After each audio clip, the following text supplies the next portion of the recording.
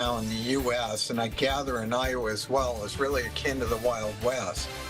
And like the Wild West, our I-9 investigation found it's basically anything goes in Iowa's hemp industry right now.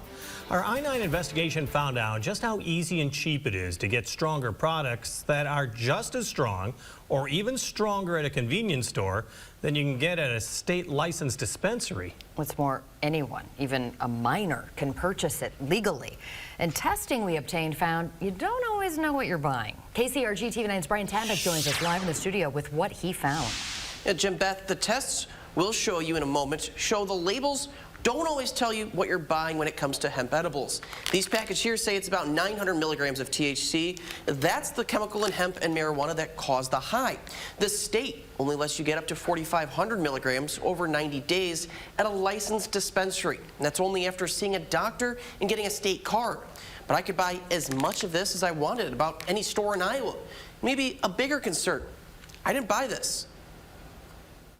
Most edible packages like this one warn you need to be 21 or older to buy it, but that's not true in Iowa.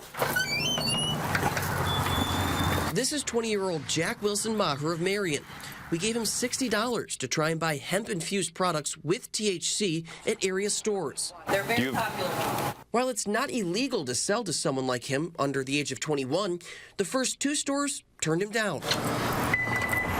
But a third sold him these gummies.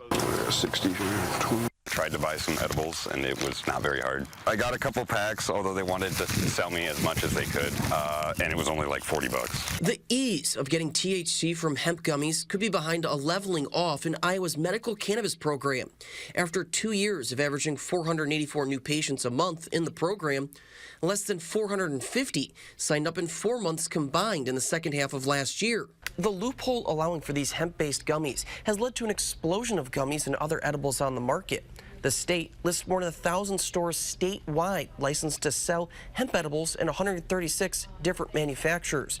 And one doctor warns because of a lack of regulations, what you see isn't always what you get. I've got to emphasize that quality control in the industry is not what it should be. Dr. Ethan Russo is a neurologist who studied the effects of cannabis since the program was first introduced in California. He says labeling and testing on products isn't easy, meaning people don't always know what's in the product they're taking. There are companies with high standards, and I applaud that when that's the case, but it is not always. We obtained testings from Oregon-based Columbia Laboratories on several hemp edibles sold in Iowa. It showed many products had far less THC than promised.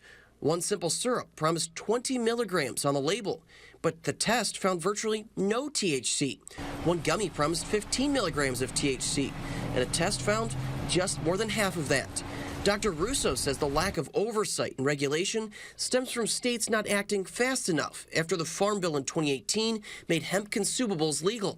The problem that the states have is if they do not act, people will still get the material, whether it's through the black market or online products, whereas they should be more proactive and establish rules and regulations pertinent to that state. It's regulations Jack says he would like to see because he says this is something young people are looking for. I've had friends that do this, and it makes me kind of nervous just because there's like no regulation on this. Iowa HHS is tasked with regulating consumable hemp products. We've reached out for an interview for the story but did not hear back. A bill in the Iowa legislature would add regulations and limits to consumable THC to 4 milligrams per serving and no more than 10 milligrams in a container. It passed the Iowa House but is still waiting action in the Senate. In the studio, Brian Tabak, KCRG TV9 News.